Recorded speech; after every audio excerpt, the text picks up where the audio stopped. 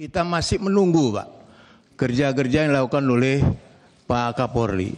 Saya hakul yakin bahwa apa yang Bapak lakukan itu sudah on the track, Pak. Buktinya dari mana? Buktinya adalah dari ketika kasus ini mencuat, itu berbagai survei menunjukkan, ini tentu persepsi, Pak, ya, persepsi publik, itu sangat drastis turun, Pak.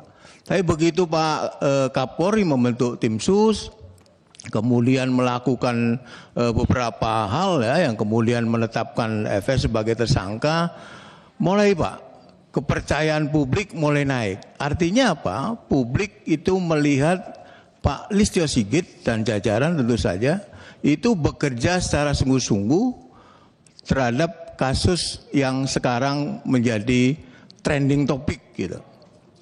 Saya perlu terima kasih kepada Allah Subhanahu wa taala, Pak. Tuhan Yang Maha Esa melalui tangan Pak Presiden Jokowi yang meminta secara terus-menerus, saya hitung 4 kali, Pak, meminta agar kasus ini dibuka secara transparan, jangan lagi ada yang tutup-tutupi, jangan lagi ada yang direkayasa, kemudian juga lewat tangan-tangan netizen, karena saya yakin kalau itu tidak diramaikan, saya tidak tahu, Pak, nasib kasus ini apakah akan lurus seperti yang sekarang ini. Termasuk juga kepada Pak Kapolri tentu saja. Kalau Pak Kapolri tidak tegas, tentu juga kasus ini tidak akan berjalan seperti semestinya. Saya tidak bicara kasus yang sudah diungkap oleh banyak orang. Ada 2 hal, Pak, yang ingin saya sampaikan. Polisi ini era reformasi adalah institusi yang sangat powerful, Pak. Dia mengurusi orang dari mulai orang lahir sampai orang mati diurusin oleh polisi. Bisa berurusan dengan polisi. Gitu. Jadi benar-benar powerful ya. Sehingga seorang Kapolri tentu saja punya kekuasaan yang besar. Karena dia mengemban institusi yang sangat powerful. Ada yang mengingatkan Pak Listio Sigit bahwa power itu tend to corrupt, Pak. Apalagi kalau powernya itu tidak diawasi, Pak.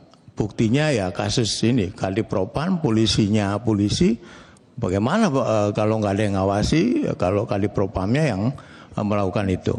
Karena itu menurut saya ini momentum, Pak, yang perlu juga di RDP pertama dulu saya sampaikan ke Pak Listio Sigit kalau masih ingat, kalau ada Kapolda nakal, kalau ada Kapolres nakal, main proyek, meres, jangan dimutasi, Pak, pidanakan. Saya nggak nyebut bintang 3 karena bintang 3-nya udah bagus-bagus saya lihat. Pak Doviri yang humble saya lihat, saya tahu betul ya. Kemudian Pak Agung yang komitmen dan tegas dalam bersikap. Pak Agus ini juga tegas saya lihat. Paling tidak tegasnya dari konferensi pers saya lihat Pak Agus tegas tuh kemarin. Kemudian ada Pak Anang yang sekarang udah bintang 3, Pak Anang. Pak Gatot yang mendampingi Pak Kapolri. Pak Listio Sigit, Bapak didukung oleh orang-orang yang punya komitmen, punya integritas. Jadi jangan ragu-ragu, Pak. Apalagi saya dengar ASSDM-nya ini juga Adi Makayasa yang pinter juga, Pak Wahyu Widada ini. Jadi Bapak didukung oleh orang-orang yang luar biasa. Karena itu Bapak harus benar-benar menjalankan tugas itu dengan sebenar-benarnya, Pak. Yang kedua, ini yang menjadi keprihatinan saya, Pak Listio Sigit. Saya beberapa kali ke Dapil, Pak.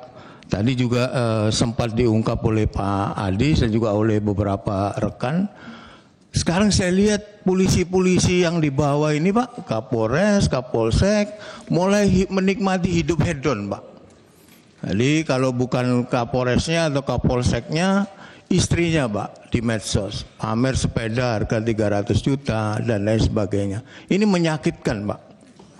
Saya bukan berarti banyak sekali polisi yang baik, Pak.